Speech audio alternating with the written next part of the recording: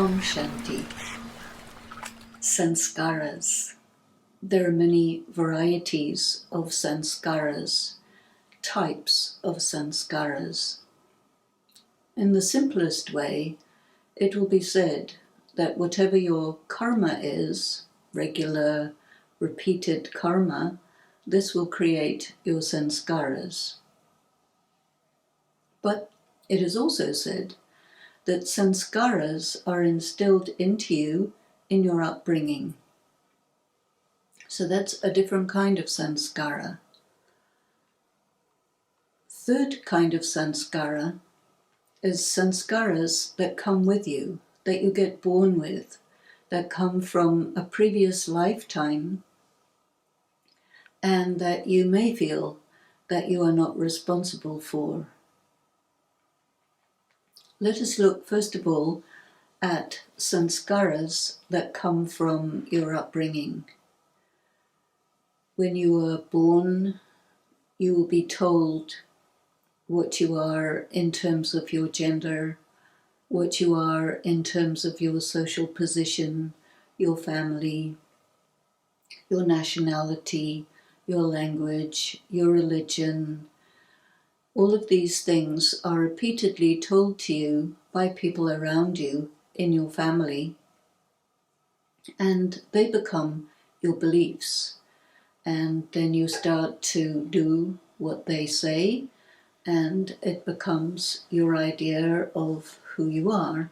And then this becomes a particular set of sanskaras. You are aware of yourself in that way, and then you act accordingly. So that is one kind of sanskara. Sanskaras that you come in with, these are very deep. They may be connected with your talents, your aptitudes, whether you're artistic, scientific, whether you have some speciality. Sometimes these specialities are called gifts, and if you're religious, you will say these are gifts from God. Otherwise, someone else will say these are sanskaras that you have developed in another life, and that you have the result of that practice in a facility in this life, like a facility for music, a facility for languages. In this program, we're looking at changing sanskaras. Some people think of sanskaras as particular behavior patterns, and there are many people who talk a lot about changing your sanskaras in the sense of changing your behavior patterns. There are many assumptions about behavior patterns, and some people believe that your behavior patterns are connected with negative emotions, negative motivations, and then you have sanskaras according to your negative motivations and emotions, and that these are what you have to change. There's also a saying, a very well-known saying, a leopard never changes his spots. So the question arises, is it possible to change your sanskaras? If so, which sanskaras should you change, and why should you change them? And who says you should change this sanskara or that sanskara? I'm sure that as you have grown up, there are many people who make observations about your behavior, and they say you should change your attitude, you should change your tone of voice, you should not believe like this, you should believe like that, you should not behave like that, you should behave like this. In our family, we don't do that, we do this. And so there are going to be a lot of people who would like you to act the way they would like you to act. And then you have to decide whether you can resist the pressure that they put on you, depending on how heavy the pressure is. And another question is, what about your own decision? Do you decide what your sanskaras are going to be? Do you choose which sanskaras are good that you want to cultivate and which sanskaras are not good that you want to get rid of? Well, it's really not so easy. There are people who say that you can change particular sanskaras one by one, and so start with the easy ones and work up to the difficult ones. So like that, there are many different approaches to the idea of change in behavior. What I would like to talk about today is something a little deeper than that, and I think I would like to talk about consciousness, because whatever is your consciousness, that will determine how you feel about yourself, what your beliefs are about yourself and about people around you. And so there are different kinds of consciousness. The simplest variation of consciousness that we usually talk about is either you are materialistically based consciousness or spiritually based consciousness. And within spiritually based consciousness, it could be more religious type of consciousness or more philosophical kind of consciousness. Both of these could be called spiritual. Among materially based consciousness, well, it depends. Are you more intellectually oriented? Are you more oriented towards looks and material benefit, material wealth, beauty? Do you have to be strong? Does it matter the color of your body in order to feel good about yourself or less good about yourself? Because there are many attitudes around which influence your sense of what you are and how you interpret consciousness. So first thing is, in terms of spirituality, we would say, well, the consciousness of the self as a being of light. And that goes beyond religion, it goes beyond matter. So if you think of yourself as a being of light, how does a being of light feel? How does a being of light operate? What emotions does a being of light have? What's the difference between being a being of light and thinking of yourself in terms of your gender, your colour, your religion, your race, all of these things? When you are in the middle of your day and you are acting according to who you are, according to how you normally act, you're not going to think about these things. You think about these things when you're studying them. But in order to make an actual impact on the self, we have to work on shifting what you think about to something which is so instant, so intuitive, so automatic, that you have actually created a shift in really who you are. So this is a very deep question, who you are. It's difficult for a person to pinpoint who they are because it's subtle and it cannot really be defined very easily in a set of words or a list of characteristics and qualities. Think about it in terms of the vibration that you feel that you are? What is my vibration? In spirituality, we talk about the consciousness of the soul and the vibration of peace, love, power, purity, and bliss. These are 5 different vibrations.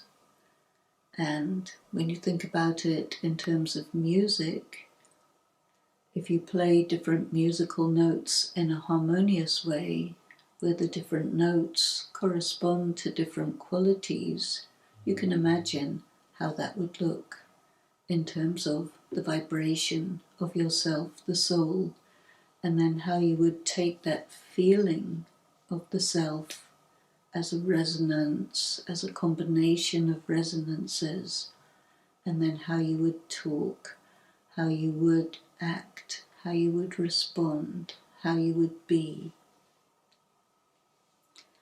And you can sense it, you can feel it, you can practice it. But then, when we're talking about changing sanskaras, we're talking about being in the moment. So when you're in the moment, you are surrounded by influences. There are people around you who you care about. And so when you're around people you care about, they influence you a lot. When you're around people you don't care about, then it's much less of an influence.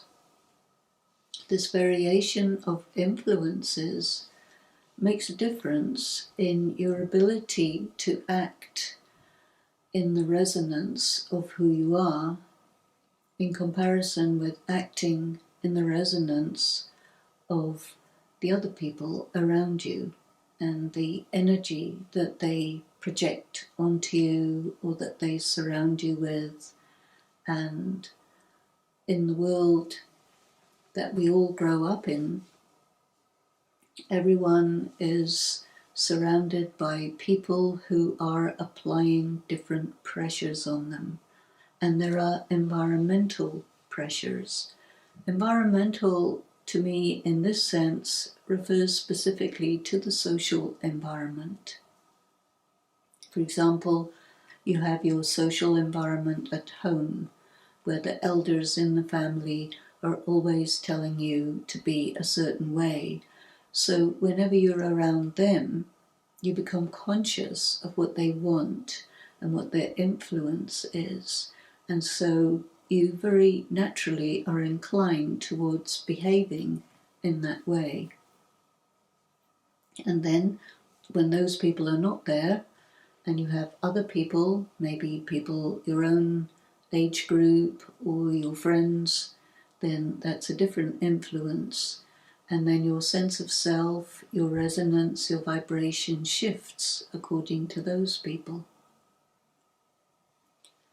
Most of us spend time in studies at educational institutions or at work, in a work environment, and there is always the culture of the work environment or the educational environment, and this also exerts an influence. They want you to behave a certain way that resonates with that environment, and so they will exert pressure, they will exert influence. What I mean to say by all this is that to be completely your own self, completely free, you have to be in your power, so that you are the one who decides who you are, how you are, etc. And you may encounter a clash with other influences. When there is a clash of other influences, then whichever is the strongest one, that becomes the dominant one.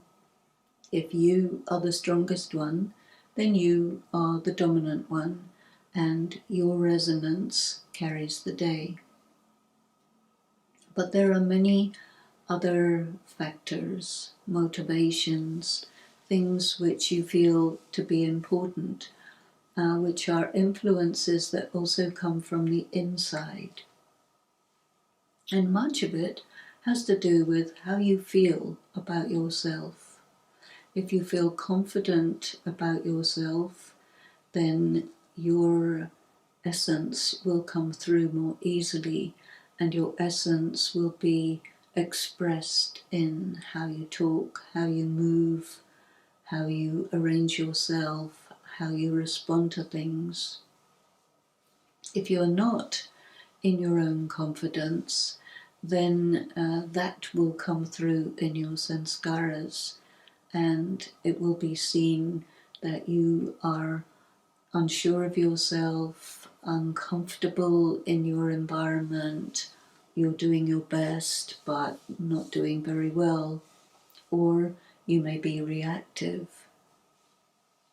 So you can see that if you want to change specific behavior patterns without taking into consideration the social environment, the people around, the expectations, and so on, this will not be possible. This will not be practical. So this is why I think that more important than trying to change individual sanskaras, it's a good idea to focus attention on what type of consciousness am I in moment to moment. Because following the type of consciousness that you are in, there'll be sets of sanskaras that go together with that type of consciousness. So here you're looking not at individual behavior patterns, but a whole package of a personality. That means not individual personality traits, but your total, complete personality, the person that you are. And the person that you are has many flavors, many variations, which adjust to different circumstances and situations. But I think what's important is to be able to build the consciousness that I am the being of light who resonates, who is motivated by this essence of peace and purity, this essence of being true to the self. And then that will come through. One thing that's very important in any kind of attempt or effort to develop oneself personally is why you want to do this. Do you want to do this for yourself, or do you want to do this because there's an external influence that is trying to get you to do this? If it's an external influence, then it will be all the time clashing with your essential self, because your essential self is different from the external influence. At the same time, external influences have prepared you to be ready to listen to them, to be affected by them, and to diminish your own essential self. So part of the change of consciousness involves amplifying the sense of self. To amplify the sense of self, one needs to have good quality solitary time with the self. In solitary time with the self, you can connect yourself with your own pure essence, your heart, your soul, your being, and amplify that in meditation. It is said that the very best Sanskaras of all are the Sanskaras of God. God is very subtle. Mostly people don't know God. Most people believe in God, but according to various religious precepts. So there are variations in the consciousness of what God is, and to be able to actually perceive the Sanskaras of God, I think you have to be rather mystical, because to perceive the Sanskaras of God, you have to perceive them in your mind. Your mind has to be subtle as God is subtle. And when you do this, then you can feel yourself resonating with that higher resonance, which is sometimes called the higher power. I think mostly everyone will accept that God is light. Think of yourself as light.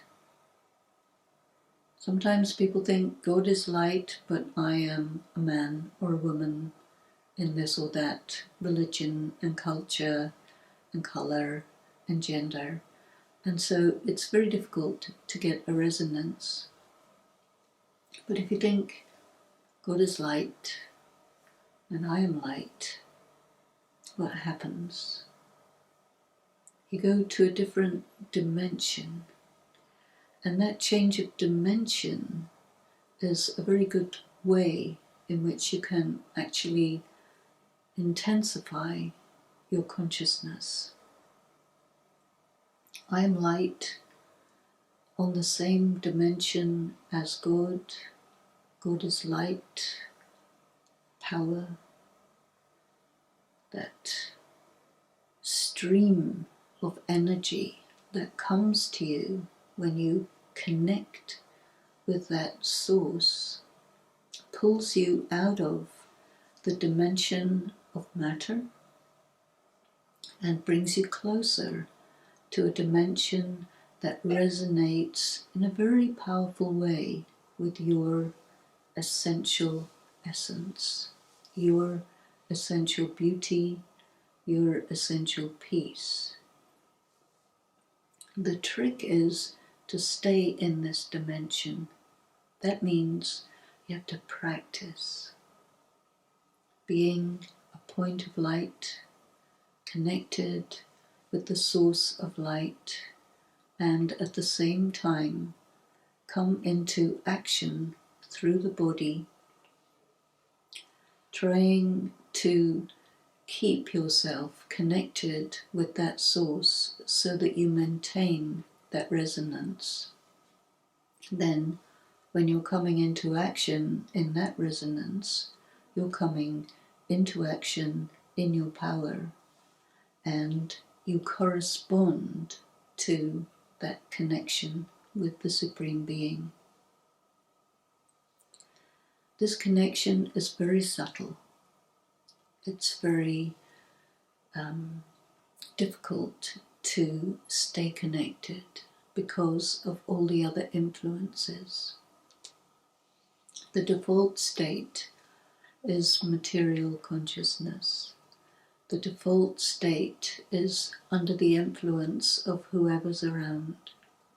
You are influenced predominantly by sense perceptions.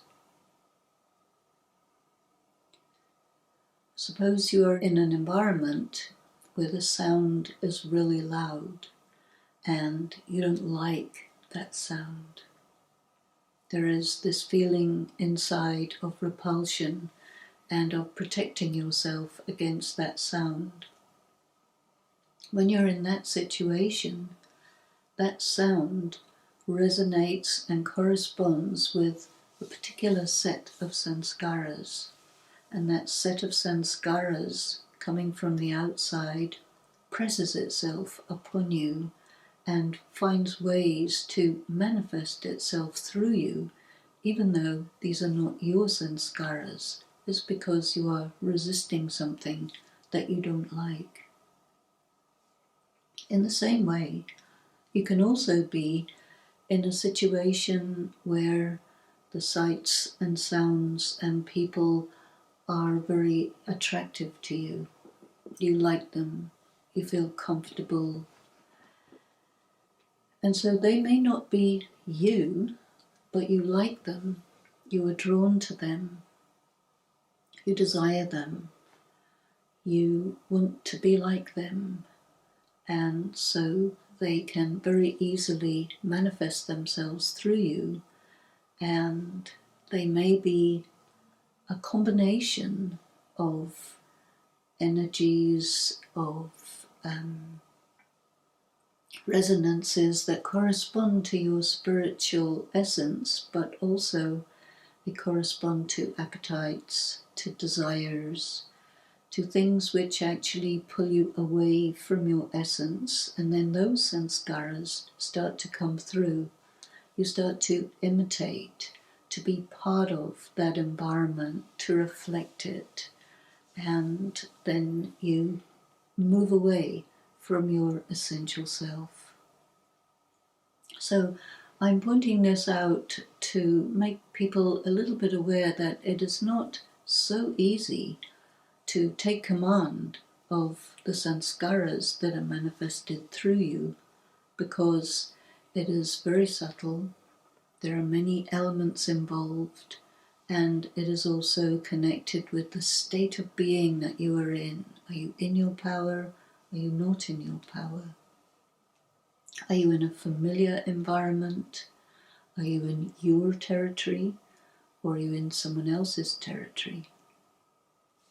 I don't know if you've ever experienced this, but one thing that we do find among people who meditate regularly is that the place, which is your place, your home, your place of residence, starts to take on your vibrations. And your essential qualities, the sanskaras that correspond to who you really are, they start to be reflected in the atmosphere of your place. And you say, this is my place, because it's filled with your vibrations, your sanskaras, your feelings, what you are comfortable with. And then anyone else coming into that place does not have the power to override your vibrations, because your vibrations are dominant in that place. And this is why when you want to do something very important or have a very important meeting with someone, then bring that person into your area so that your influence is at maximum, and then you will be able to achieve what you want to achieve and convey to that person who you are and what you stand for much more easily than when you are away from your home base and you are in another person's atmosphere, another vibration where you don't resonate. So these are subtle things, these are even little tips for operating at your optimum level. So with these few thoughts, I would like to take your leave and hope that you enjoy practicing to be in your power, to be in the sanskaras that correspond to who you really are, and that you enjoy being your real self. Om Shanti.